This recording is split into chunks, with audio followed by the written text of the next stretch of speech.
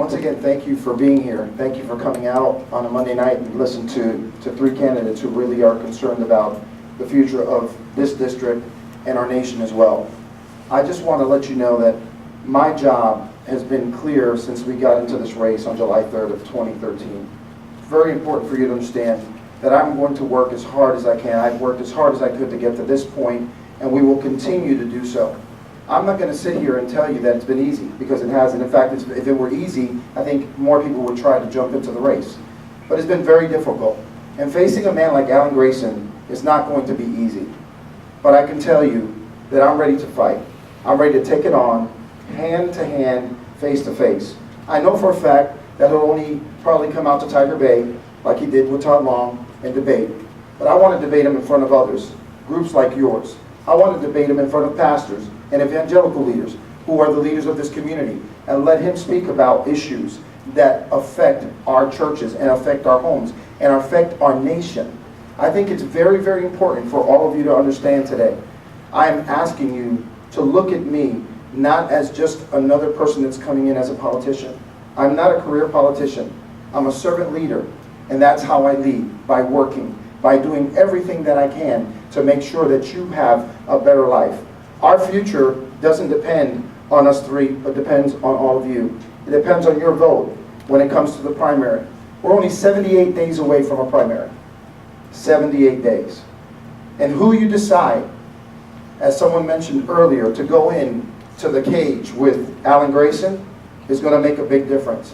And I can tell you that it's going to mean a big deal. Today a report came out. I invite you to go visit the Orlando Latino blog to start looking at statistics and start seeing what District 9 is made up. 700,000 votes, 340,000 Hispanic votes, 50% of those are Democrat.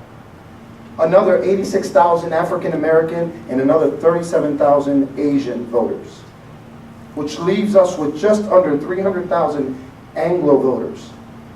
And when it comes to issues that we're going to have to face Grayson with, if we don't have the right message, if we don't have the right person, we're not going to win. In fact, you all know Corrine Brown, you know, the little snake lady with her little... We're going to end up having that district again. We have to understand, like Bill Posey said with the young Republicans, there are some districts that are just cut out differently. And we as voters need to understand, we need a Republican conservative who's going to stand there and fight every day for our children, for that $1 trillion in debt that our children, for our seniors that are getting attacked every day with Medicare Advantage. I'm the man that can do that, and I pray that you will consider voting for me. Thank you. Not only do I thank you for being here, but thank you all for standing up after the first 2 years of the Obama presidency and letting me see you on TV and know that I'm not standing alone. It made a difference, and it's what brought me back in the arena. Now this fight against Alan Grayson is going to be a good one, but I like my chances against Alan Grayson. I have a strong body of service. I have a track record, a real record. People are looking to Rick Scott and going, he's got results. Well, I've got results. I have balanced budgets. I have cut budgets. I have dealt with diverse groups and strong-willed people, and I have made it happen. I have a track record, and I have plenty of people that can vouch for it. And people are going to look for experience. They're going to look for something other than words. Now, I have 2 kids. My son's 25, my daughter's 20.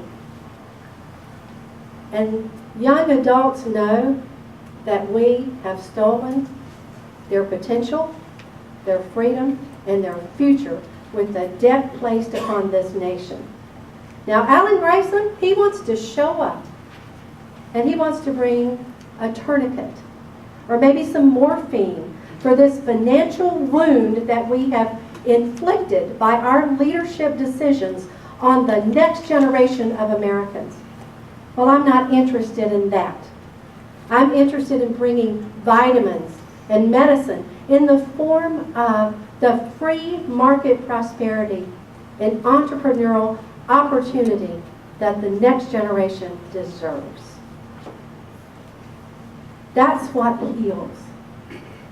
And I'm interested in healing And I'm interested in bringing our district together, no matter how they draw it. And the first thing we have to do, and I'm asking each and every person here tonight to do it, is take a look at someone that's different than yourself. And don't see that person as them, see them as us. Because we can heal our own district with or without Alan Grayson. Thank you. We hold these truths to be self-evident, that all men are created equal and endowed by their Creator with certain unalienable rights, the right to life, the right to liberty, and to the pursuit of happiness. And that to secure these rights, not for any other reason, governments are instituted among men. It's going to take an understanding of the role of government to go and face Alan Grayson in this November general election. Furthermore, it's going to take an understanding of the makeup of our district in order to engage Alan Grayson in November. You see, it's not enough to know that the district is 42% Hispanic. We have to understand that many of these Hispanics that came from somewhere else, because understand something, Central Florida is unique in the country in that it's a magnet that attracts people from all over the state, from all over the country, from all over the world. And people who come here from Latin America, from Hispanic countries, have fled failed governments. And they leave places that have democratic governance and that have liberal policy. And I'll give you an example, because 60% of that 42% of our Hispanic population here in this district comes from Puerto Rico. A place that's been governed 36 out of the last 40 years by unbroken democratic governance, what we would call a total deep blue government. And you see the results of that governance. You see a structural debt of over $70 billion.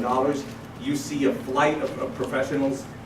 So it is our job as conservatives, and within the constitutional conservative movement, to go into the community, not to pander to it, not to say, not to be a Democrat light, but to take that message of freedom, to take that message of innovation, to explain this is why things failed where you came from. We can make them better. Let's work together. Let's work to shore up small government. Let's work to shore up the free market. I've taken a beating within the Hispanic community, even within the Hispanic evangelical community, for my strong position on immigration. I won't compromise. One side of the fence loves the comprehensive Gang of Eight bill and will fight for it to the death, and their lobby depends on it. And I have stood my ground on the other side and said, no, we have to go incremental. And my faith has been questioned and called into question. I'm somehow not a Christian. I'm somehow not authentically Hispanic. And I stand before you unbroken. Unbroken. That won't break me. They can't break me. They'll never break me. Alan Grayson can't break me. I have that unique steel that it takes to stand into the cage and win this primary, number one. Number two, take the fight to Alan Grayson, not by pandering to anybody, but by being a bridge that's going to bring everybody together. Then and only then will we defeat Alan Grayson. And will we restore American opportunity as it's eroded over the past few years? I thank you for your time. I thank you for your consideration. And I respectfully ask for your support. God bless you, and God bless the United States of America. Thank you.